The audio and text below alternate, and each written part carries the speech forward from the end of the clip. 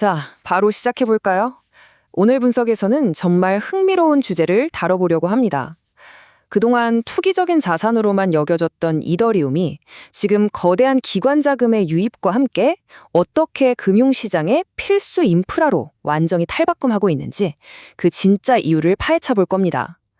이더리움의 펀더멘털이 도대체 어떻게, 얼마나 실질적으로 변하고 있는지 그 명확한 증거들을 지금부터 저와 함께 하나씩 확인해 보시죠.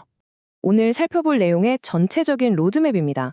스토리에서 실질적 효용으로의 전환부터 시작해서요. 확장성 문제인 레이어 2와 데이터 가용성, 금융 효율성을 극대화하는 RWA, 기관 진입의 필수 조건인 마스킹 기술, 퍼블릭과 프라이빗 인프라의 공존, 그리고 마지막으로 이 모든 걸 아우르는 실사용 중심의 투자 전략까지 쭉 훑어볼 텐데요. 이 다소 복잡해 보이는 기술적 주제들을 하나의 명확한 투자 프레임워크로 싹 연결해 드리겠습니다. 첫 번째 파트입니다. 스토리에서 실질적 효용으로, 내러티브 주도에서 드디어 실사용 중심으로 시장이 전환되고 있다는 점을 살펴보겠습니다. 과거와 현재, 이 패러다임이 얼마나 극적으로 변했는지 한눈에 보이시죠? 옛날에는 말이죠. 비트코인이 디지털 금이라면 이더리움은 디지털 원유다. 이런 약간 뜬구름 잡는 막연한 스토리에 막대한 자금이 몰렸단 말이에요. 하지만 지금은 상황이 완전히 다릅니다. 서클 같은 대형 스테이블 코인 발행사가 우리나라의 주요 금융지주사나 토스 같은 핀테크 기업들하고 실제로 손을 잡고 있어요. 이더리움이 진짜 핵심 금융 인프라로 쓰이고 있다는 뜻입니다. 그래서 지금 시점에서 제일 중요한 게 뭘까요? 바로 옥석 가르기입니다. 시장이 진짜 냉정해졌거든요. 이제는 실제 사용성을 증명하지 못하는 프로젝트는 그냥 도태되는 수순을 밟고 있습니다. 기업들이 먼저 우리 서비스가 이렇게 유용하게 쓰인다는 걸 명확하게 수치로 증명해야만 투자를 받을 수 있는 환경이 된 거예요. 그러니까 여러분도 이제는 전통적인 벤처 캐피탈리스트들처럼 철저하게 기관들의 실사용 지표가 눈으로 확인될 때까지 끈기 있게 기다리고 평가하는 전략을 가지셔야 합니다. 두 번째 파트로 넘어가서요. 확장성, 레이어 2와 데이터 가용성, 기관들이 진입하기 위해 반드시 필요한 인프라 기술을 살펴보겠습니다. 우리가 레이어 2 네트워크, 즉 L2에 투자한다고 할 때 도대체 뭘 봐야 할까요? 여기 반드시 체크해야 할 실질적인 지표들이 있습니다. 예를 들어서 아비트럼 같은 경우는 단일 인프라로 봤을 때 총 예치 자산인 TVL이나 덱스 거래량 같은 생태계 지표가 정말 압도적이에요. 반면에 옵티미즘을 보면요. 이 친구들은 수많은 L2 체인들이 마치 윈도우 운영체제 위에서 돌아가는 앱들처럼 서로 매끄럽게 소통할 수 있게 해주는 상호 운용성에 엄청난 강점이 있습니다. 코인베이스의 베이스 체인도 바로 이 기술을 쓰고 있죠.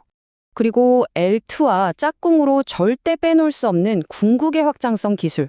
그 잃어버린 퍼즐 조각이 바로 데이터 가용성, 짧게 줄여서 DA라고 부르는 기술입니다. 셀레스티아 같은 프로젝트가 아주 대표적인데요.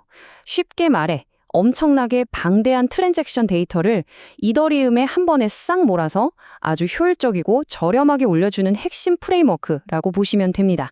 DA가 대체 뭔지 좀 더 확 와닿게 설명해 드릴게요. 마트에서 장볼 때를 한번 생각해 보세요. 물건 하나 살 때마다 300원짜리 종이 쇼핑백 따로따로 사서 담지 않잖아요. 말도 안 되죠. 보통 하나의 쇼핑백에 물건들을 테트리스 하듯이 콱콱 채워넣습니다. DA가 딱 이 원리입니다. 똑같은 이더리움 블록 공간을 쓰더라도 데이터를 아주 극한으로 압축해서 한꺼번에 담아버리기 때문에 트랜잭션 비용을 정말 획기적으로 낮춰주는 겁니다. 기관 입장에서는 진입 비용을 극적으로 낮춰주는 그야말로 게임 체인저 같은 기술인 거죠. 이어서 세 번째 파트입니다. 금융 효율성 극대화 RWA. 요즘 아주 뜨거운 실물자산 토큰화의 흐름을 보시죠. 실물자산 토큰화, RWA가 아무 자산이나 막 중구난방으로 올라오는 게 절대 아닙니다. 아주 치밀하고 논리적인 순서가 있어요. 1단계로 기초 화폐인 스테이블 코인이 먼저 넘어와 자리를 잡았죠. 자, 돈이 들어왔으니까 이제 살 게 필요하겠죠? 그래서 2단계로 리스크는 적으면서 거대한 유동성을 쫙 흡수할 수 있는 미국 국채나 대형 부동산 같은 굵직한 자산들이 먼저 토큰화되는 겁니다. 이 기반이 탄탄하게 안정화되고 나서야 비로소 3단계, 즉 개별 주식이나 펀드 같은 좀 더 복잡한 자산들로 확장될 수 있는 구조인 거예요. 결국 월가에서 RWA를 바라보는 핵심은 이겁니다. RWA는 무슨 하루아침에 대박을 내는 마법의 열쇠가 아니다. 기존 기관들의 유동성을 끌어오기 위한 아주 필수적인 2차 유통 채널이다. 특정 국가나 시스템에 꽉 갇혀있던 기존 금융의 그 어마어마한 유동성을 전 세계로 확장시켜서 금융 서비스의 전반적인 효율성을 극대화하는 엄청나게 실용적인 도구로 보고 있다는 뜻입니다. 네 번째 파트입니다. 기관의 필수 조건, 마스킹. 프라이버시 기술이 왜 필수적으로 도입되어야 하는지 알아보겠습니다.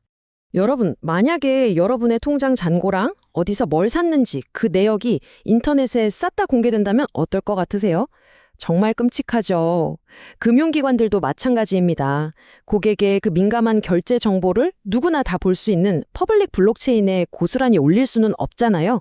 바로 이 부분이 기관들이 이더리움 생태계로 적극적으로 넘어오기 위해 반드시 무조건 해결되어야만 하는 가장 큰 허들이었습니다. 그래서 혜성처럼 등장한 게 바로 이 마스킹 기술입니다. 오해하시면 안 되는 게 과거에 자금 세탁용으로 쓰이던 불법적인 다크코인이랑은 차원이 다릅니다. 알레오 같은 프로젝트가 대표적인데요. 여기는 미군 네이비실 출신 CEO가 이끌면서 아예 국방기술 수준의 암호화를 다루고 있어요. 정보리 규제 준수나 자금 세탁 추적 같은 건 가능하게 딱 열어두면서도 개인이나 기업의 그 민감한 결제 데이터 자체는 완벽하게 숨겨주는 아주 고도화된 선택적 프라이버시 기술인 겁니다. 기관들이 스테이블 코인을 진짜 결제 수단으로 쓰려면 이 마스킹 기술이 문자 그대로 필수 조건입니다.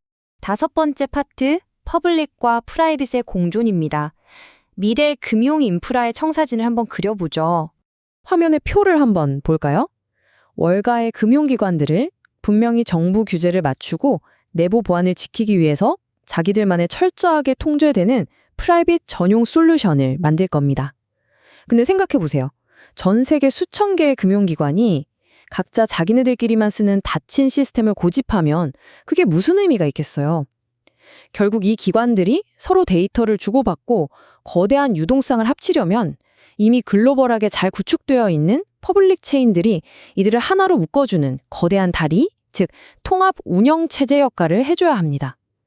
다시 말해 깐깐한 규제 준수를 위한 프라이빗 체인과 전 세계적인 연결을 위한 퍼블릭 체인이 서로 상호 보완하면서 완벽하게 공존하는 그림이 완성되는 거죠. 대망의 마지막 여섯 번째 파트입니다. 실사용 중심의 투자 전략. 지금까지 살펴본 내용을 바탕으로 미래지향적인 포트폴리오를 구성해 보겠습니다. 전문가들이 제시하는 미래지향적 포트폴리오의 아주 훌륭한 예시인데요. 여러분, 예전처럼 이더리움 코인 딱 하나만 사놓고 오르기만 기다리던 시대는 정말 끝났습니다. 이제는 가장 기본이 되는 이더리움 베이스 레이어의 한 50% 정도 비중을 딱 둬서 중심을 묵직하게 잡고요. 나머지 50%를 방금 우리가 열심히 파헤쳐본 레이어 2, RWA, 프라이버시, 그리고 스테이킹 인프라 쪽에 골고루 분산하는 전략이 필요합니다. 특히 스테이킹, 그중에서도 요새 핫한 리스테이킹 분야는 좀 조심해야 할 게 예전 2008년 금융위기 때 파생 상품처럼 레버리지가 꼬이는 리스크가 있을 수 있거든요. 그러니까 이게 규제 테두리 안에서 얼마나 안전하게 자리 잡는지 꼭 지속적으로 모니터링 하셔야 합니다. 자, 오늘 준비한 분석을 마무리하면서 여러분께 한 가지 꼭 묻고 싶습니다.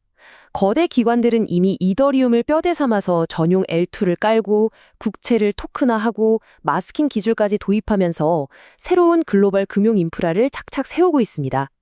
시장이 이렇게나 빨리 그리고 실질적으로 진화하고 있는데 혹시 아직도 어제의 막연한 스토리에 기대서 투자를 하고 계신가요? 아니면 철저하게 실질적인 효용성을 검증하는 벤처 캐피탈리스트처럼 진화하고 계신가요? 이제는 우리 투자자들도 생각의 틀을 완전히 바꿔야 할 시간입니다. 오늘 분석 함께 해주셔서 감사합니다.